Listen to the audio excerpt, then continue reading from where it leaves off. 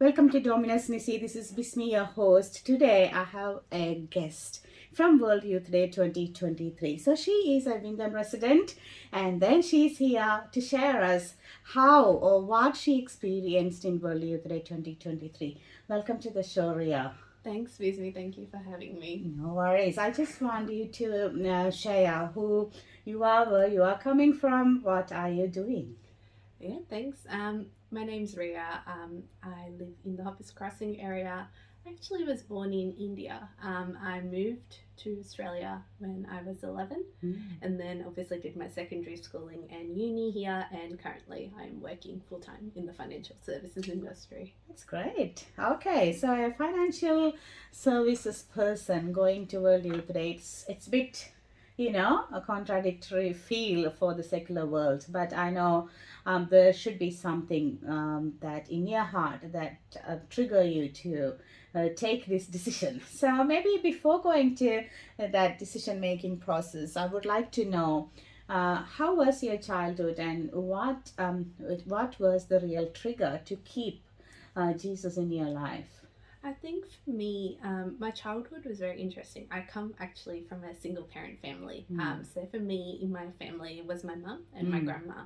And those were my two models of faith, honestly, and very two different models of faith. My grandma was very religious. She knew all her novenas, all her rosaries, all her saint feast days. She was very devout. Not to say my mum isn't, but my mum is very much the opposite in the sense my grandma was the talkative one, my mum's the quiet one. She's taught me how to reflect, to discern, to sit quietly and take the actions. Yep. And I think those were my two models growing up. And I think because of the background I come from, having grown up in India, I always felt like there was space for something more in my life. I always went looking for what was missing. And I think faith was, whilst I grew up, faith was very much like, I grew up in a Christian, was born in a Catholic household. So we always went to church every Sunday, did the things. As a child, you maybe don't understand what's going on, and you go along with your parents, obviously. Yeah. And I think as I grew up more and more, and, I think at some point it changed. I wanted to go. I wanted to explore, and I found, hey, there's things I agree with. Hey, there's things I could work on. So I think for me, it was a steady transition from childhood. It wasn't that I started from day one and I loved it. No, it took me a long time to understand and grasp what it was. And once I grasped it, it was absolutely like my safe space. Okay, yeah, that's a great, interesting story because I'm actually sharing about Mother Mary because we're starting a special novena for her birthday from today to 8th, and sharing faith from women in your life. It's a living example that can be possible in this time as well. So that's a great coincidence about your raising up as a child. So you were here when you were 11, Yes. and then you were practicing Catholic here Yes. Around Hoppers Crossing or some other area? So we moved to Glenroy initially when we moved to Australia. We were there for about a year. So we've been in the Wyndham area around over 12 years now. Yeah. So we've been part of the St. James Parish. So I think parish life plays a big part in your faith because you feel like you belong to a community of people. And that's just amazing because you want to keep coming back to the community of people you belong to. Yeah, exactly. Especially like us, all migrants, we left everything back in India and then come here and trying to build up a new group of people who have similar mindset. And then if your church is really supporting, that's a great bonus, I would say. Going back to your grandma, I know I clearly feel, thinking about my grandma. So the grandmas always put a very special, big part in your life, especially if it is related to religious life. How about your grandma? Do you have any, incidents that you can remember that she helped you to go through the faith journey? She was always there. My grandma was more of a parent to me, Okay. more than a grandparent. Yeah, of course, she spoiled me like a grandparent, but she was very much a second mother to me, and she raised me because my mum had to work. So we Yes. spent a lot of time together. Mm-hmm. She passed away 3 years ago, Mm-hmm. but until then we were really close every day. And with Faith, there were many times I'd question her and be like, why do we do this way? But she'd never sort of say my way is right and your way is wrong. She'd sort of say, this was what I was taught in my time. I don't know if that's changed, but you believe in what helps you. You believe, and she'd always accept my viewpoint as well. We'd argue, of course, but at the end of the day, she was always like, faith is an individual thing. Oh, okay. So, you have to make of your faith what you have in you. You have to decide on your faith. You have to work on your faith, and you have to do it your way. She would never dictate stuff for me. Of course, some things she would be like, let's go to Sunday mass as a family. That was non-negotiable. So that's what I was going to ask. Do you have any specific routine in your family? You need to do, because I was asking when I can remember my grandma. She passed away when I was grade 10 or so. But before that, it's around 6 p.m. You have to recite 40 different prayers to get the dinner, something like that. Do you have any specific routine in your life? Not per se. No, she was we used to do a rosary, but often, obviously, with life getting in the way, we all had different schedules. Mum used to work during the day in uni, I used to work at night time. So it was very hard to coordinate schedules. But whenever we could, we'd pray together. And I think COVID was a really big factor when we first went into lockdown in 2020. Those were her last few months, but she was still quite active. We spent a lot of time, she used to watch a lot of the masses that on YouTube, Father Michael, Father Rojan.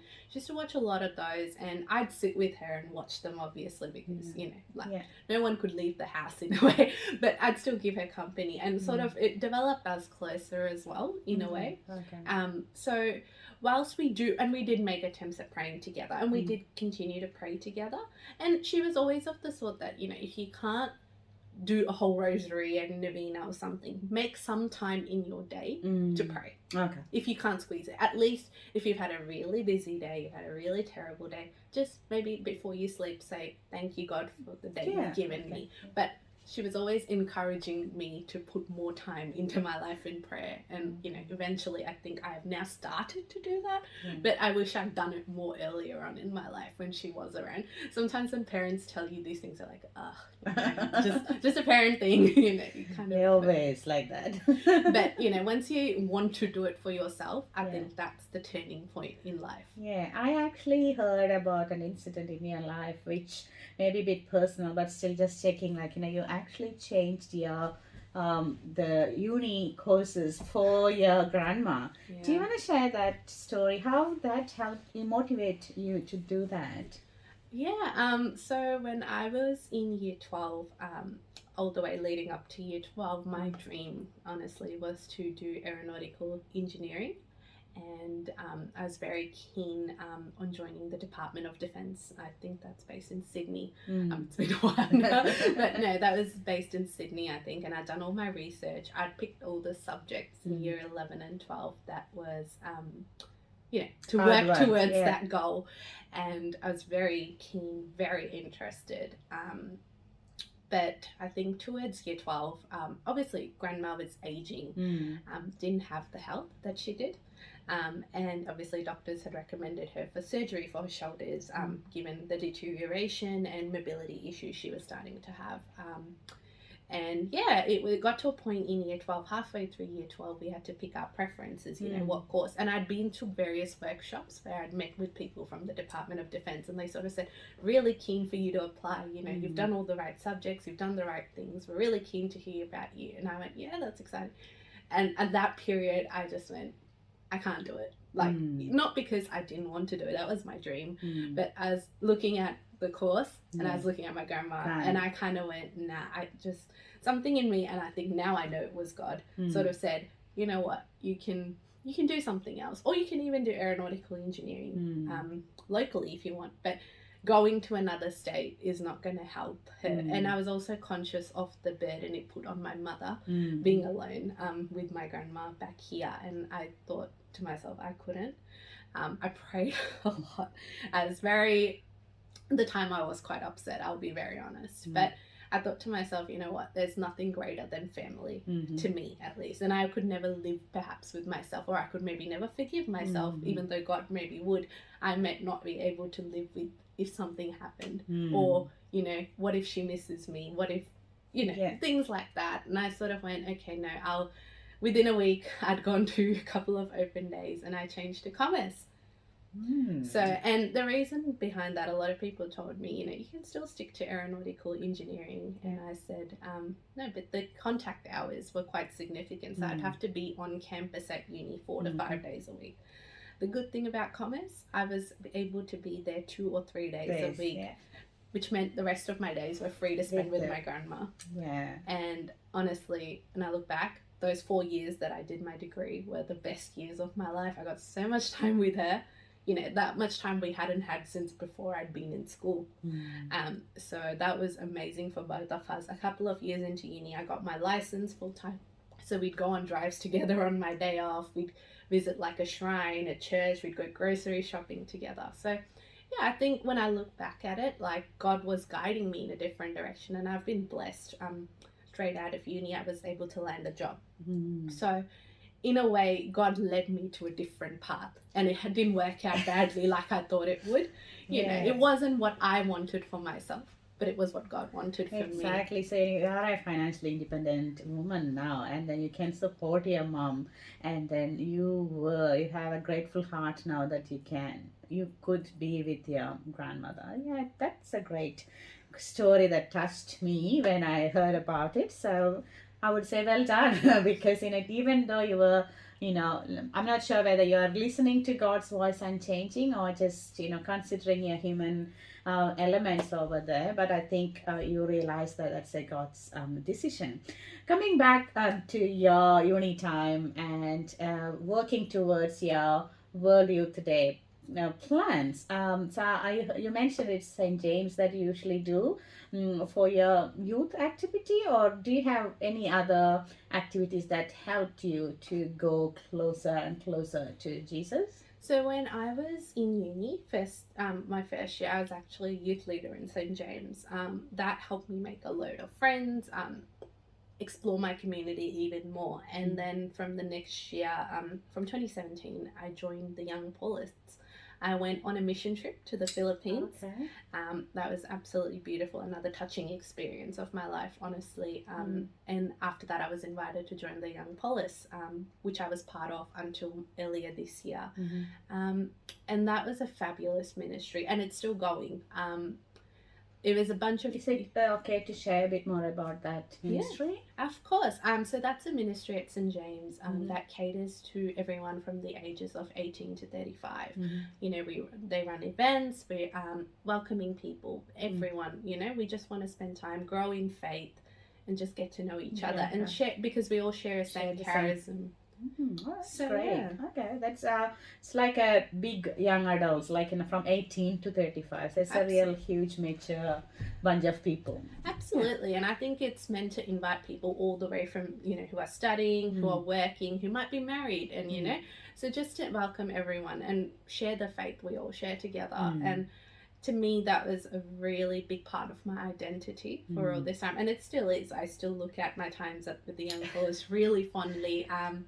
Yeah, it was time for me this year to explore new ministries, which I'm still part of different ministries. But no, absolutely, it was. I think being in a youth group, especially growing up, gives a lot of identity, gives you a sense of belonging. You make friends, but the thing is, you can openly talk about faith, which is not possible sometimes in other part of life.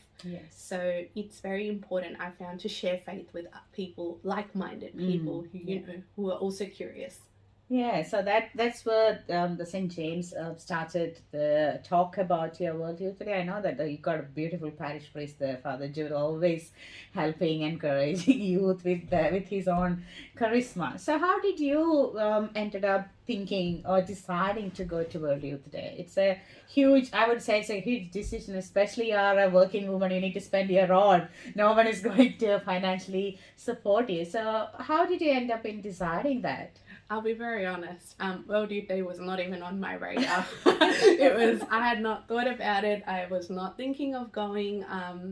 I was not even, it was nowhere near my, things to do list or, as you said, working woman. I was like, there's too many things. I don't want to, I'm not thinking of any of those things. And Deacon Roden, as he often does, sort of dropped me a line saying, have you thought of World Youth Day? And I went, yeah, no, not really. And he sort of said, I think you should go. Wow. And I thought, and when Deacon Roden says things, you kind of go, okay, can't really say no, should probably explore a bit more. But no, I did explore. It was, as you said, a very big decision. I had to obviously coordinate work with leave. They were very, I was very blessed that I have a good boss. She was very kind. She sort of said, yeah, of course you can take your leave. And then it was obviously the decision, do I go, don't I go? It was a lot of praying, discerning, almost pulling out, almost not doing it, and then eventually saying, okay, I'm going. Made the payment, and I went, okay, no more looking back. Have to go, because it was a lot of to and fro to get to that decision. So what do you feel now looking back about your decision and then your experience? I wonder why I was so reluctant to go, honestly. I really do wonder, because it's maybe not a once in a lifetime for those who get to go. For me, it was absolutely amazing. I just wonder why I was so reluctant. Maybe sometimes I think it's the fear of the unknown. I'm very much a person who likes knowing things before they happen. Yeah, I'm very much a meticulous planner. I love being organized. I love being, knowing everything, having backup plans. So for me, I think it was perhaps the fear of the unknown, not thinking, I won't enjoy what I don't know, but pleasantly surprised, of course, where God is concerned. Always I'm pleasantly surprised that, hey, worked out really well. Such a unique experience, and I don't think I've felt that anywhere else. Obviously the Pope's there, 1.5 million other people there who share your faith, and of course, other people that journey with you. So I know that you've gone through the Melbourne Archdiocese team, right? And they have different batches like under 18 and over 18, and you're privileged to go with the over 18 team. So can you just share how was your experience, not in a prayerful manner on whatever the things happened there, like rather than the logistics going from Melbourne to that, how many hours of flight to there? How was it? How was your stay? How was your flight? How was your companions? All those things. Absolutely. I think that I want to just say a massive thank you to Archdiocese of Melbourne. They did such a good job with organising everything. Whenever you go on a holiday, you have to think of the flights, you have to think of your accommodation, you have to think of your food. But with these guys, they booked your accommodation, they booked your flights, they booked your transport, buses, wherever you needed to go. But yeah, so we started off, my group, the over 18s were split off, I believe, on 7 different flight sets. So we all went different ways to get to Lisbon. And there were obviously 3 different routes. So there was the Italian way, there was the Footsteps of Jesus, and there was direct to Lisbon. Italian Footsteps went through Rome and obviously the Vatican and came to Lisbon.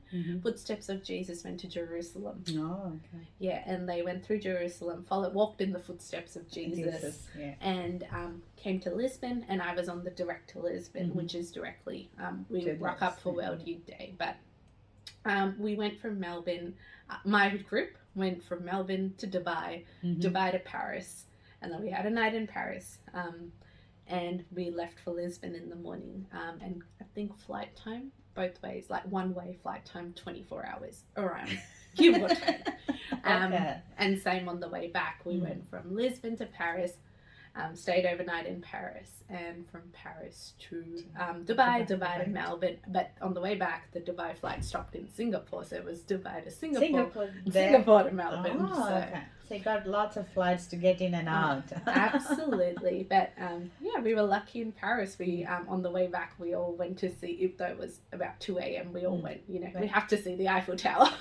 Exactly, So because it's a great miss otherwise, and you're over 18 and you are all allowed to go. yeah, Yeah, that's great. absolutely. Yeah. So I think everyone had a chat with is agreeing that it was an absolute pleasure to go with the Melbourne Archdiocese, and they were looking all the protocols and everything, and even staying in very hi-fi hotels as well. So Absolutely. yeah, and the food, how do you rate? Oh, amazing. And so we actually, I agree, we were on hi-fi hotels in Fatima. We actually started off in Fatima for Hmm. 2 days before we went to Lisbon. In Fatima, I think we stayed at a four-star hotel, and then in Lisbon we stayed at the Marriott. Wow.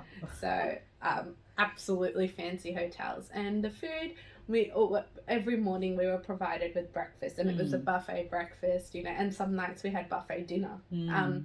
The rest of the festival, we had food provided based on our World Youth Day registrations. Hmm. We just had to go find out which shops were, you know, Giving you the giving us food, the yeah. food for.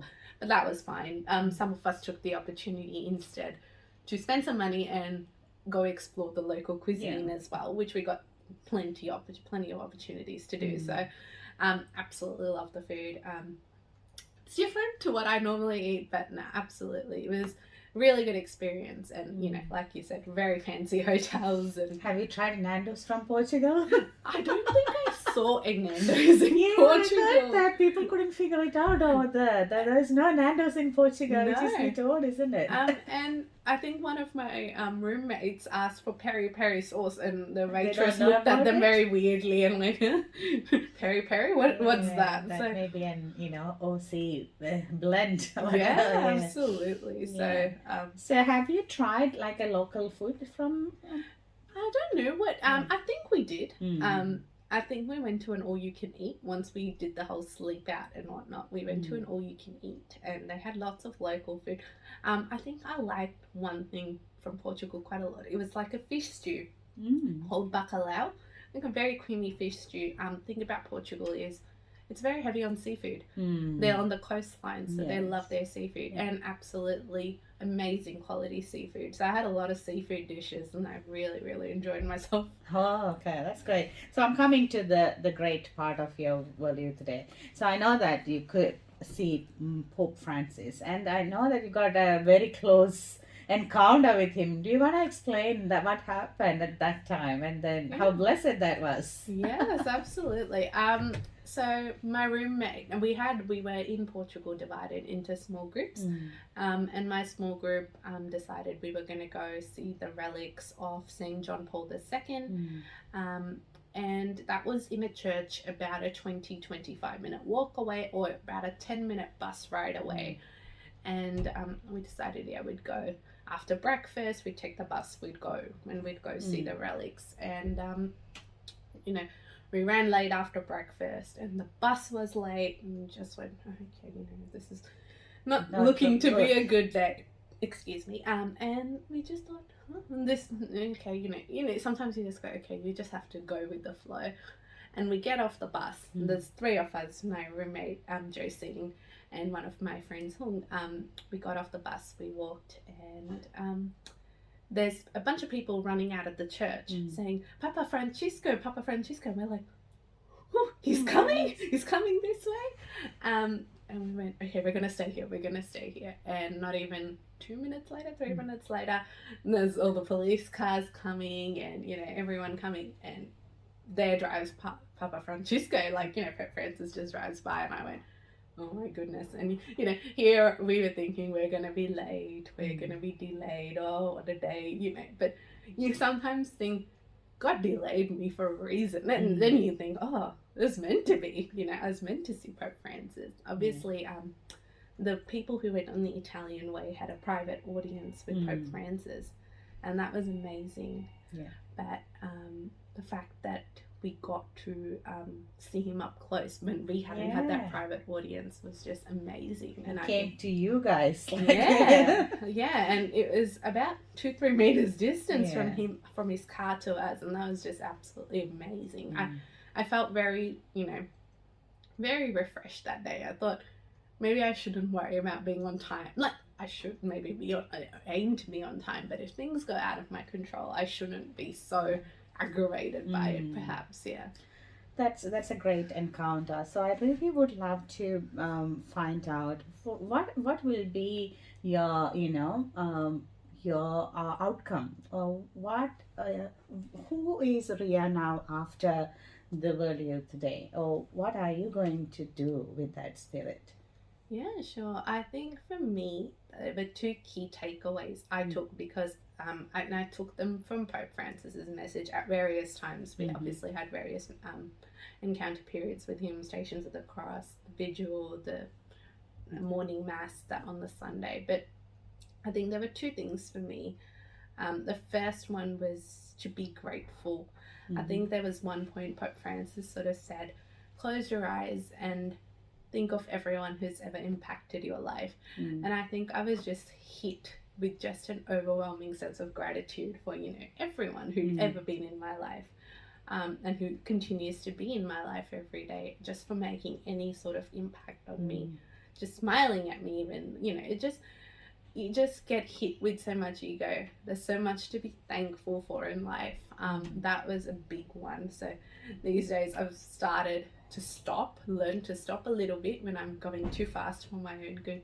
And so I'm saying, thank you, God. Like, it's good. A couple of days ago, actually, I went through a big sort of experience with work, and I stopped. And at the end, in the middle of it, I was like, that was very interesting. Thank you, God. Like, there's not an outcome I expected, and I was very grateful that it happened. And it was something I'd been praying for a very long time.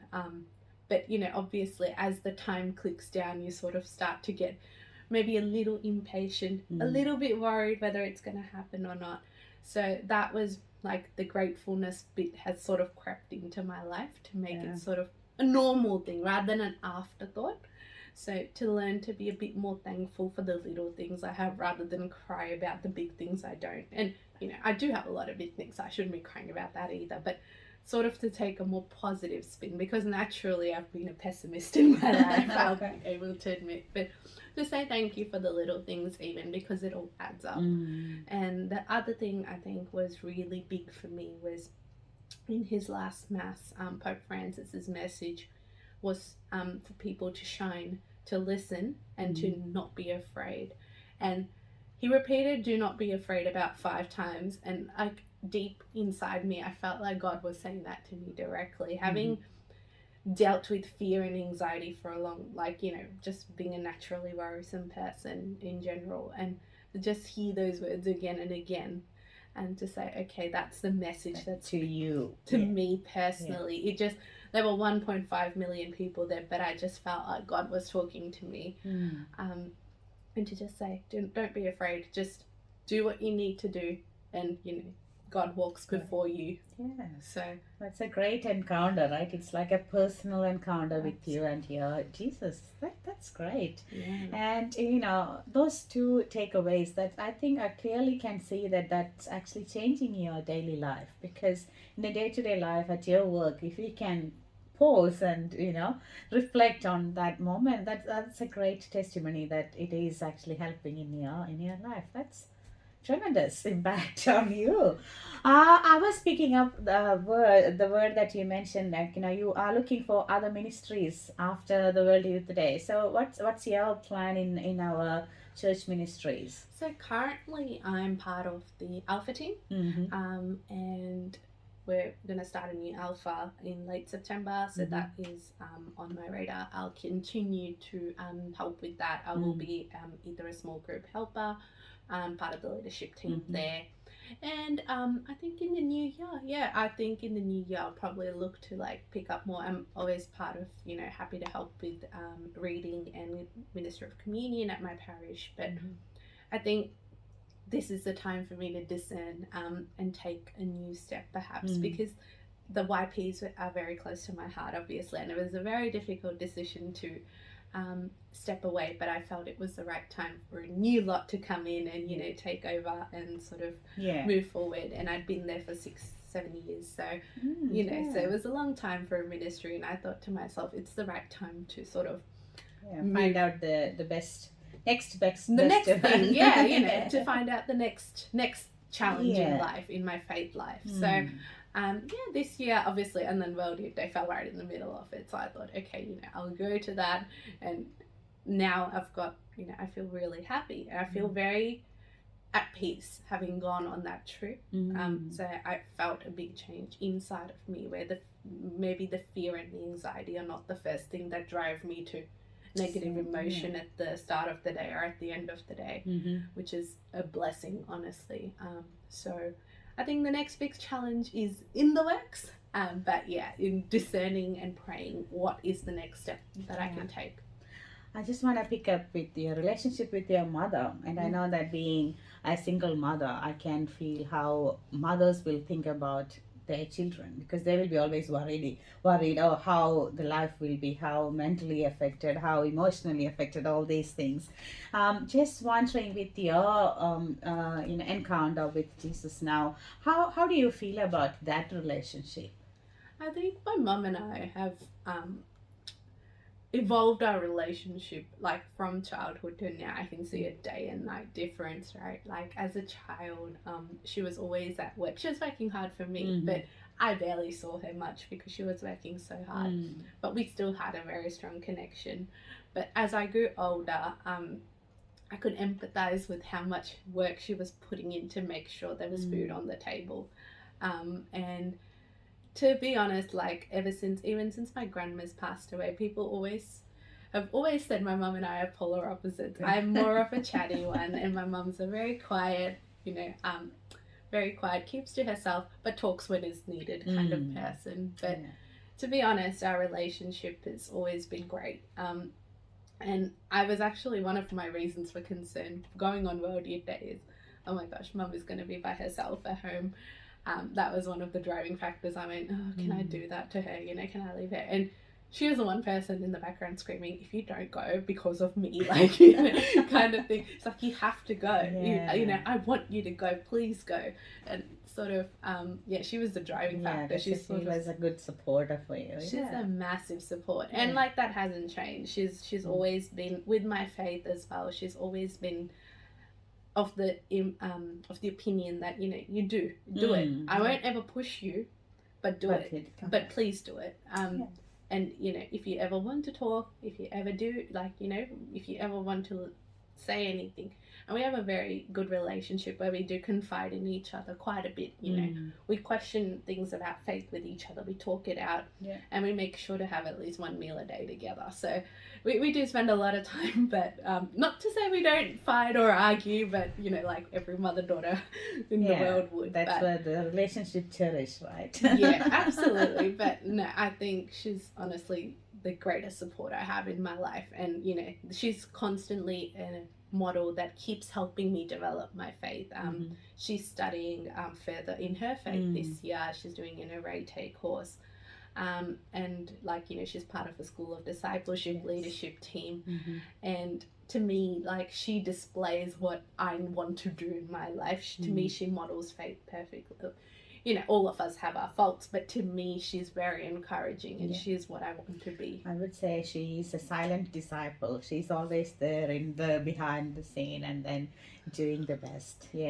That's a great comment about your mom from a daughter's perspective, because when we finish our work of looking after children, I can resonate. I used to send my boys 11 hours into the childcare when they were 1 year old, 2 year old. I don't hardly see them. So now we can see when you become bigger how much we have to put it together to take you into the right path. So, and it's all God's plan. That's what I believe. Absolutely. You learn to appreciate the sacrifices your parents make for you.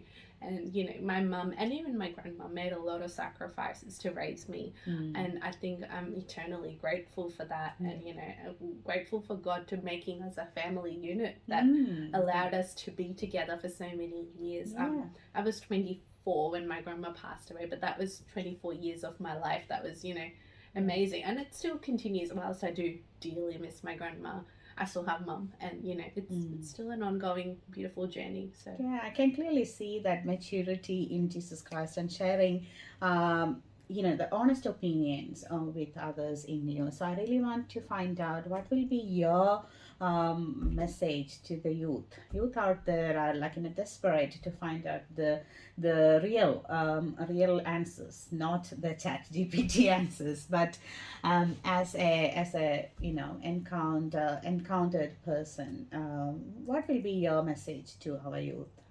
I think the message is to be open. To what you hear, what you see, and like to find out as much as you can, because people are very curious. I was very curious. I remember when I first wanted to learn about my faith, I did a lot of research. What does the church believe in? What doesn't the church believe in?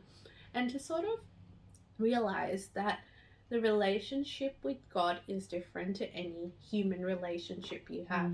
Um, I have my close relationships in my life, my mum, my grandma, the rest of my family, and my friends, but I've realized that my relationship with God, though, like when you talk to God, you feel like no one's responding. And I think that's my message. Don't feel like there's no one on the other side. It just feels like you've picked up the phone, called someone, and there's no one on the other side. Yeah. There is someone on the other side who's listening, but just won't reply to you the same way you expect it. And that's happened to me way more often in life than I can sort of, even count. So there is a response. It's just gonna take time, and it'll come in the way it's supposed to come, sort of thing. So just to have and in the meantime to do stuff that makes you happy, to be with people who also want to perhaps explore the faith, to be around people if you're curious, to reach out to people who are part of that faith, to talk to others, like you said, youth groups, the Young Paulus, I know St. Peter's has young adults as well.